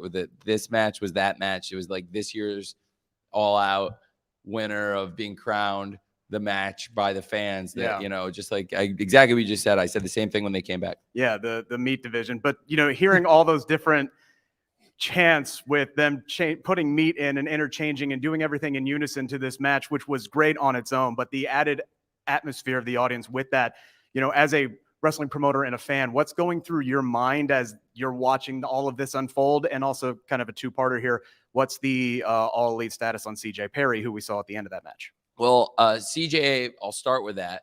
I think it's great to have CJ here. It's not a long-term guaranteed thing or anything, but at least for tonight, it was great to have her appearing with us. And I thought it was a great surprise. It was a great show. Miro and Hobbs was a match I really believed would be great for All Out. And, it's important to have great matches on both shows. All In was a classic, and it felt like the show was perfect. And after, everybody was saying that was a home run show in every way. It felt like a massive spectacle, felt like an event, a cultural event.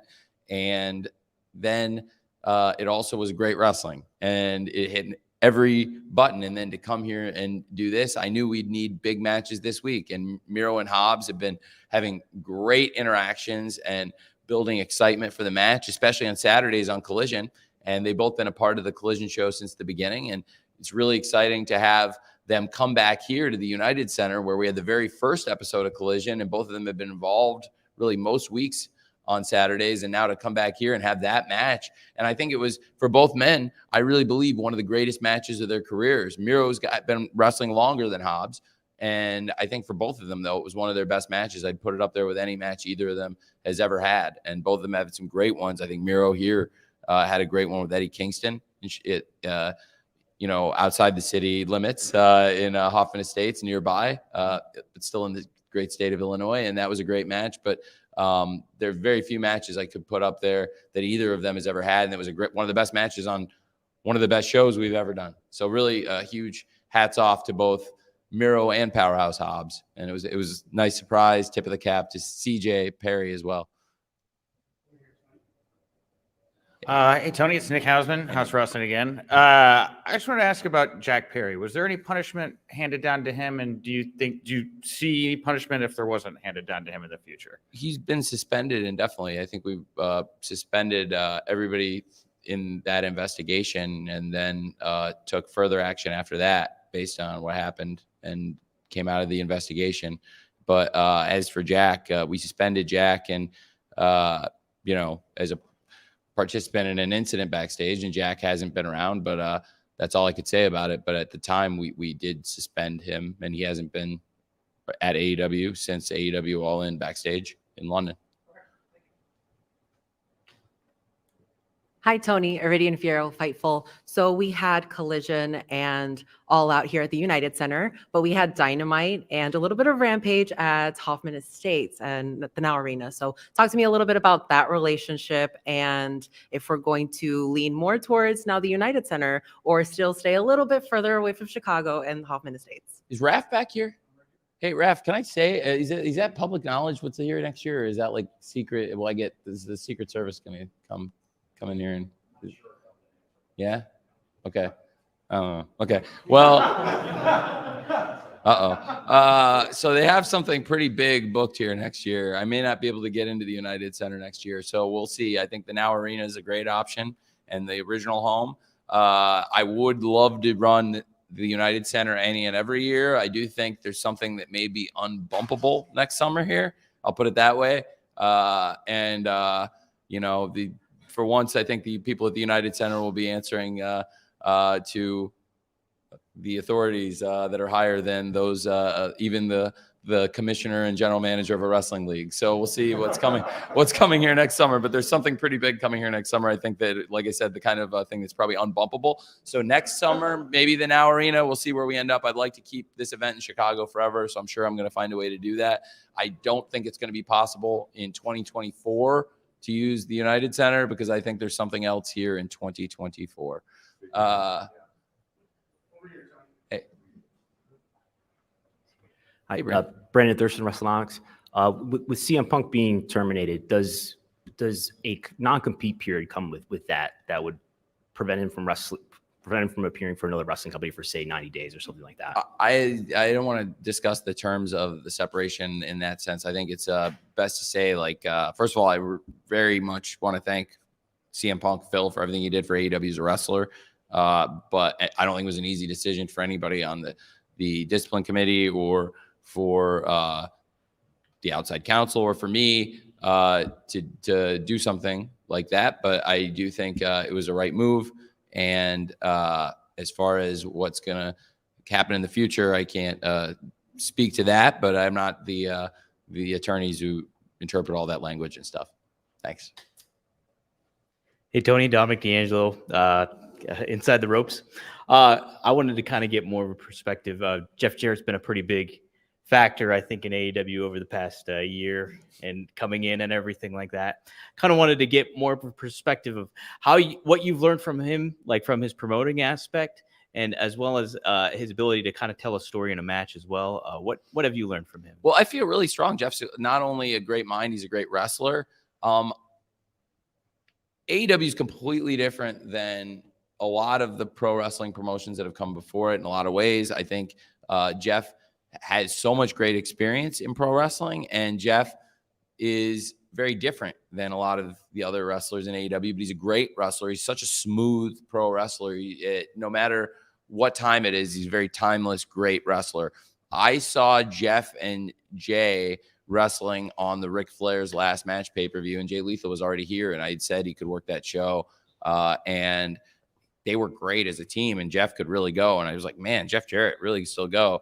And he had interest in working backstage too in the office and working on some live events and business development stuff. And Jeff's got a great mind for that stuff and a lot of great experience. So I thought he'd be great for that and has great connections, live events experience. So I like having Jeff in the office, and he's got a great mind. I do things differently. And so, I think, TNA is a very different company than AEW. I think, as far as the history of pro wrestling, some of the greatest stuff ever done in pro wrestling is in Memphis. And Jeff and his family and Jerry Jarrett put together some of the greatest wrestling shows of all time. When we go back to Memphis, I'm hopeful Dave Brown will join us. I love to see Dave Brown anytime. What a great legend, what a great man, and what great memories the Jarrett family has created, and what a special legacy they've carved out in the pro wrestling business. It was a real loss this year to lose Jerry Jarrett. And I think Jeff Jarrett is such a great credit to his family's legacy. He's great to have Jeff in the office, and he's still just a great wrestler. And I loved having him out there, and it was great for him to be out there for a big moment with the Acclaimed and Dennis Rodman. That was pretty cool. So I have a lot of time for Jeff Jarrett. I think he's great. Kevin Kelm with Sportskeeda Wrestling. Obviously, Tony, you mentioned the success of these events, but how does that affect the future? You guys are entering a window here where there's a possibility for another media relationship for the AEW brand as a television brand with premium content. Obviously, streaming options are becoming wildly optional for a lot of people, cord cutting, all those different things. How does the last week improve AEW as a media property for different media partners that you could work with in the future, or the ones that you work with now? Well, I think it's definitely huge milestones, huge business metrics we've created. I mean, any media property in the world is going to take notice when you tell them you just set the record for the most tickets sold for any wrestling event ever all time. That's a big deal. People want to be in business with a company like that. And now we've shown we can expand the pay-per-view calendar. It's 6 and counting, and now we'll go to 7 with Wrestle Dream. I think we found something really, really special with what we did here. Wembley Stadium all in, and keeping the tradition alive. Labor Day weekend in Chicago, I knew there'd be a market for it, and I knew we could deliver great shows back to back. I think a lot of people questioned it, but that's why I really have stopped buying into that discourse. I really don't think there's any correlation between the discourse going into these pay-per-views and the quality of them. Look at the Forbidden Door last year. It was the show of the year. I don't think, first of all, like, people criticizing the build, like, what you couldn't have put a human being in my chair and dealt with all the injuries and have everything make sense and be logical. Like, oh, hey, in 4 days, like, Cole and Punk and Danielson will all get injured and be out for it's like for all those shows and all that. Like, nobody would plan for that. And I actually had really good stuff called. A couple people have over the year plus since Forbidden Door, I've told what I had called before all the injuries, and it was some of the best stuff ever. And you just have to make up new stuff and do your best and put great new matches together when things change. And I think, like I said, there's very little correlation between the quality of these events and the discourse about, like, the build towards them, because I think the business really shows otherwise, that like they have really been developed in a way that has done business and accomplished things that nobody has come in as an outsider, as an independent producer and done in the pro wrestling business in at least 20 years. And I think, it's really exciting because I think it's great for the wrestlers. And it's obviously, I think, really great to create so many jobs, create spots for wrestlers, create backstage jobs in wrestling. There's hundreds of people feeding their families in pro wrestling just from AEW. And I think we've pumped up an economy around us. When you do shows like AEW All In and All Out, how many shows, frankly, have piggybacked off us and run events that benefited from us? And, good companies too. Rev Pro is a reputable wrestling company. I like their product, and they just set their attendance record with a show. And I think a lot of it had to do with them drawing 4,000, probably that we had 81,000 fans, and there was a lot of traveling fans. And I let a few of the people on the AEW All In card go make appearances at Rev Pro because I like Andy and I'm happy to help another wrestling promoter. He's a good guy.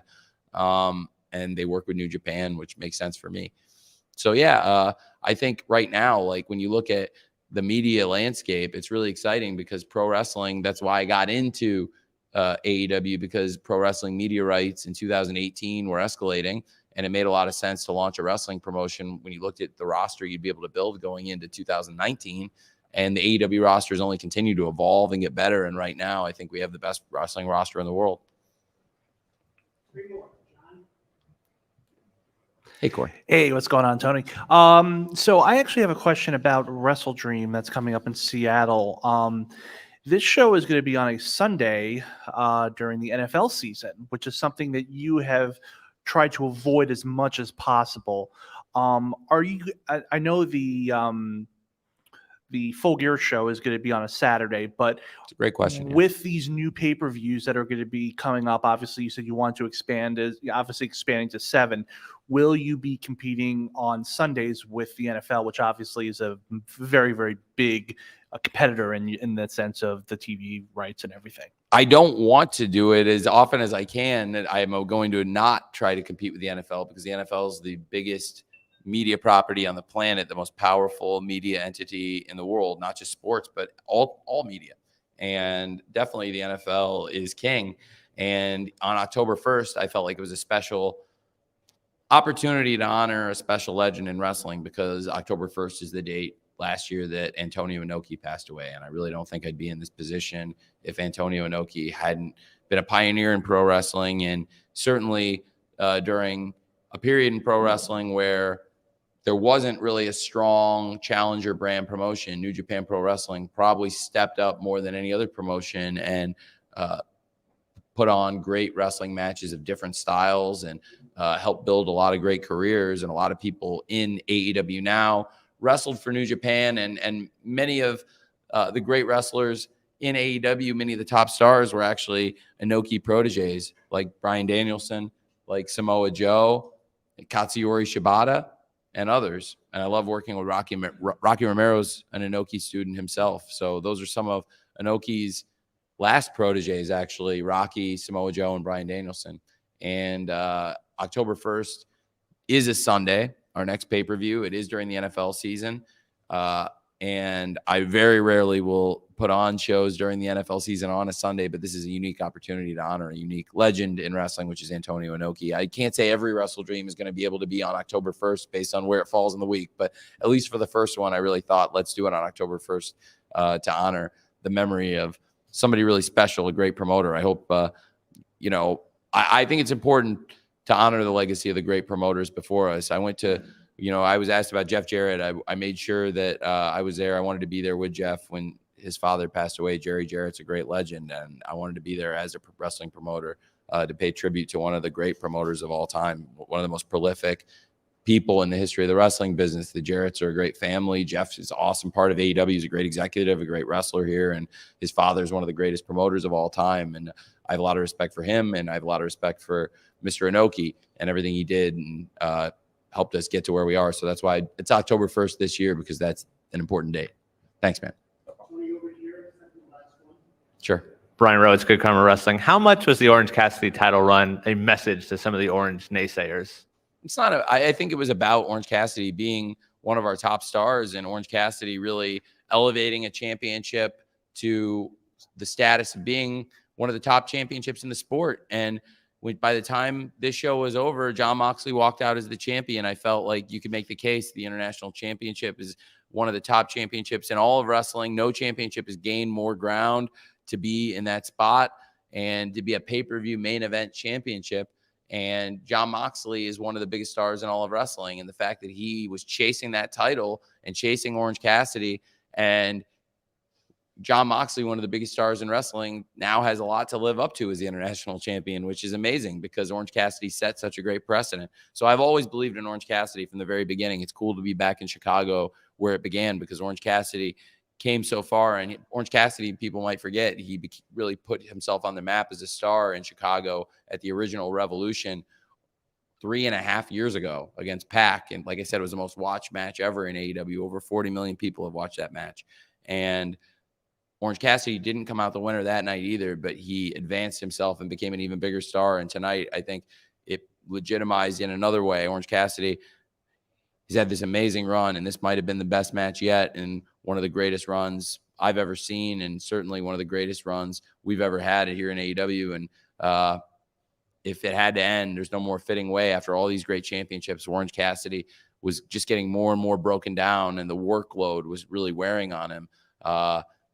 I think it made sense for Jon Moxley to be the person to shut it down and for it to be Here It All Out, to put an exclamation point on the biggest week ever in AEW and one of the most successful weekends any promotion's ever had in pro wrestling, as far as putting on a great week of shows over 7 days. And for us, hitting new heights as a business. Thanks. Final question right here, Tony.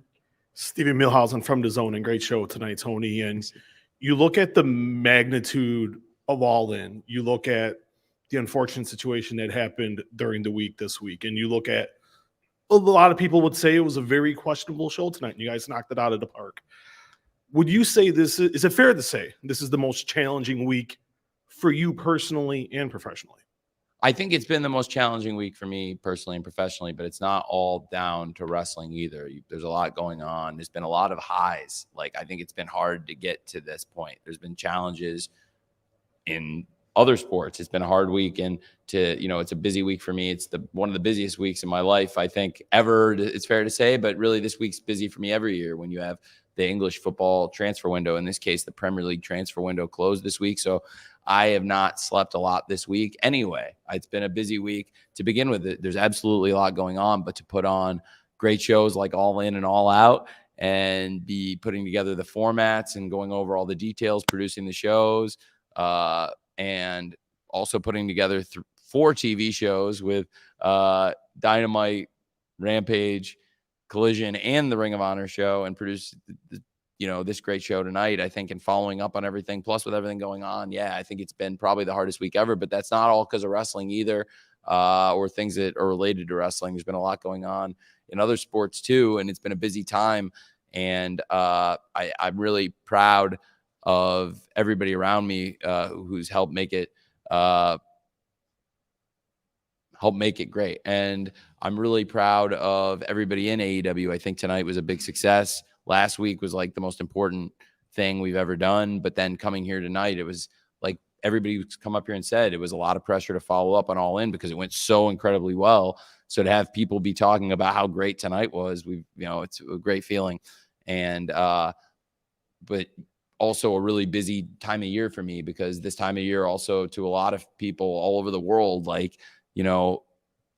the Premier League transfer window is a big, big story all over the world, and people follow that really closely. That was a really busy time for me. So I was pretty much working 24 hours a day, literally, for several days. I mean, I'm not even joking. Like, I went a couple days where I didn't sleep, and it was hard, but I think we got a lot of important things done, and, important to get players in, get transactions done in Fulham, but also to keep important players for us. And that's also was a long week. So there were a lot of things happening. And I really think from a wrestling standpoint, everybody hit it out of the park. So I'm so proud of everybody in AEW. Everybody went out and had a match on TV or pay-per-view this week, did a great job. The wrestling was outstanding, and the production team was stretched and stressed and forced to deliver in a way they've never been, because they had to go deliver a show on the stage, the spectacle of which they never dreamed we'd be doing, and really unprecedented territory, something that big. It's the biggest wrestling show of all time in many ways. When you look at it, it's the most fans ever that bought a ticket for any show. So we've never done anything like that. And not only that, but it was across the ocean in another continent. So it was a big workload. And then to come back here and put on another one, I'm just so proud of everybody that it worked out. And I think it was a real testament to AEW. And certainly coming into this year, people wondered if we could grow the company, make AEW bigger and better than it's ever been. I think we have and did. And I'm really excited going forward. I think we got asked about where does this imply we're going? Where does this lead us to in, the next few years as far as business, media rights? I got asked. I think it's really exciting for us because what we did this week bodes really well to grow the company and hopefully keep getting bigger. And I think hopefully it'll be very lucrative media rights renewals for us, and we can keep growing the company and expanding and creating jobs and taking care of a lot of people, because I know that a lot of people depend on AEW here for a living. We have a great crew, a great production staff that puts these shows on, and I'm so proud of them and the wrestlers for making this possible. I'm also really grateful to all of you for coming. Some of you were at both shows, I believe, and that's pretty cool. And also, look, I just really appreciate, even if you don't make it to the show, all of you cover wrestling, and I think that's a really cool thing to do, whether it's your full-time job, a part-time job. That's awesome. I think there's no better way, whether it's making a living or you do it for fun or a hobby, or whether this is a childhood dream for you like it is for me to work in wrestling. I think it's cool that we all get to do it. And everybody here tonight, I believe, got to see a great show. So I'm proud of that. And now very excited for Wrestle Dream. And before then, also AEW Grand Slam. I think it's going to be a great AEW Grand Slam. We built something really special in New York, and I'm very excited about that. And hopefully we'll see some of you in the weeks to come. Jim, are we doing a Grand Slam scrum? Have we ever, no Grand Slam? Hey, that'd be fun. Maybe something at Grand Slam would be great. There's a lot of great New York media. That could be something to think about. And certainly see you all at Wrestle Dream. I hope you're all invited to Wrestle Dream. And it's going to be cool doing back-to-back, having a Collision and pay-per-view in Seattle. I'm really excited. Anytime a new market like Seattle gets a first-time pay-per-view, I think it's a really big deal. And I'm really excited. The Wrestle Dream tickets, Raph, I think they go on sale this week. They go Friday. Is there pre-sale? Pre-sale Thursday? There you go. I guess it's not worst kept secret in wrestling. There you go. Thanks, everybody, for coming. I really appreciate it. It was an honor and a pleasure to do AEW All Out in Chicago again. It's a great tradition. Thank you for being a part of this. Thank you for covering AEW All In. God bless all of you. It's great to see so many of your faces, and hopefully see you all either at Grand Slam or Wrestle Dream or Full Gear or something soon. Thanks again.